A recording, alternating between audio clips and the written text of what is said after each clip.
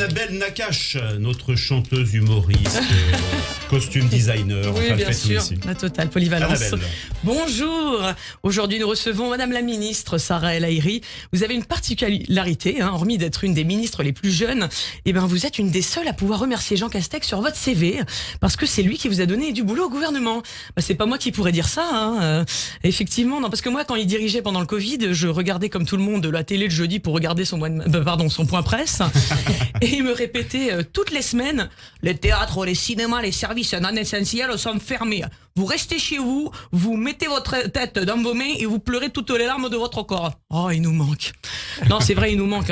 Il était plus drôle à imiter qu'Elisabeth Borne. Franchement, en termes de potentiel comique, on était sur du haut niveau. Castex, c'est Dupontel sauce Fernandel, les lunettes en plus, les cheveux en moins, quoi. Elisabeth Borne, c'est Elisabeth sauce Borne, quoi. Bon, à la limite, si on la présentait comme ça, Madame la Première Ministre Elisabeth, ça mettrait un peu d'ambiance au Conseil des ministres, hein. C'est vrai. Vous êtes donc la secrétaire d'État chargée de la biodiversité. Mais dis-moi, Jamie, c'est quoi la biodiversité? Excellente question, Fred. La biodiversité, c'est l'ensemble des êtres vivants et des écosystèmes dans lesquels ils vivent. Et ce sont les relations que toutes ces espèces ont entre elles et avec leur milieu. Autrement dit, comme l'Assemblée nationale, c'est un joyeux bordel. Excuse-moi, Jamie, j'ai pas tout compris.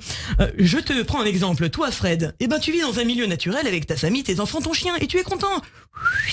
Mais dans cet environnement, tu ne dois pas oublier aussi que cohabite ta belle-mère.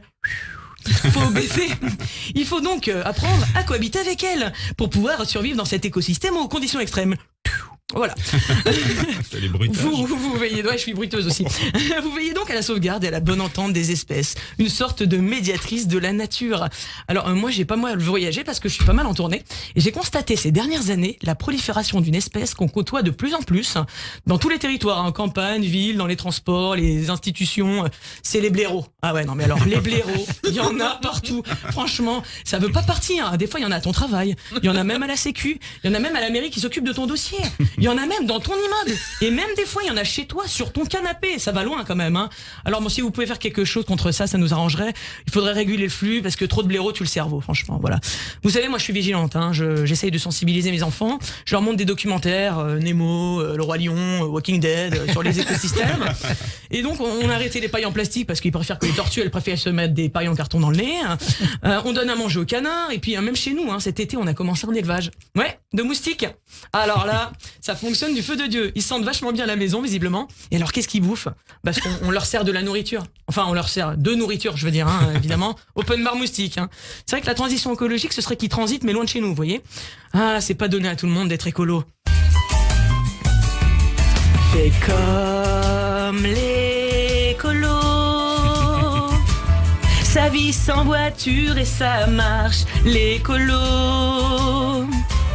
Ça mange des graines et fruits bio, l'écolo.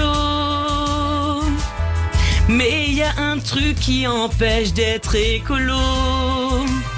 Faut gagner gros. Ouais, ça coûte cher, hein.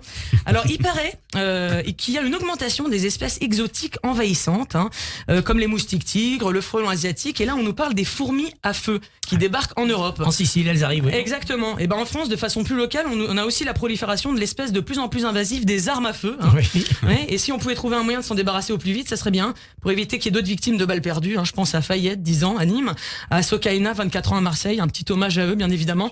Avec le dérèglement climatique, il pleut des balles. Alors avant, on avait peur de sortir, maintenant on a peur de rester chez soi. On n'est pas sorti de l'auberge. Évidemment, faut qu'on réussisse à faire sortir le loup de la bergerie, si vous voulez. Tiens, en parlant de ça, il paraît que le nombre de loups est revu à la hausse dans les campagnes électorales. Avec la saison de la transhumance électorale, les loups candidats rôdent et font de plus en plus de victimes dans les troupeaux d'électeurs.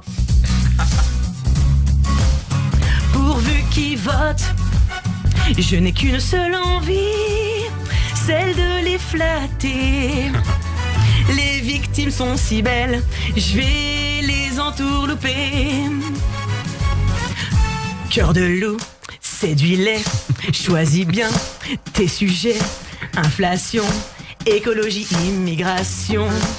Bon, en espérant qu'il n'y ait pas un vote de mouton aux prochaines élections, bien sûr. Alors pour finir, j'ai une petite blague. Ces 2 prisonniers de Fleury-Mérogis, les gardiens, ils leur disent les gars, ça vous dit une sortie à Fontainebleau? Et eux, ils répondent avec plaisir. C'est la chute. Ils sont sortis, ils sont jamais revenus. Voilà. Sur ce, rendez-vous sur les réseaux sur Annabelle Show. Et en attendant que le monde aille mieux, on peut toujours rêver. Alors je vous souhaite une bonne journée. Annabelle Nakache.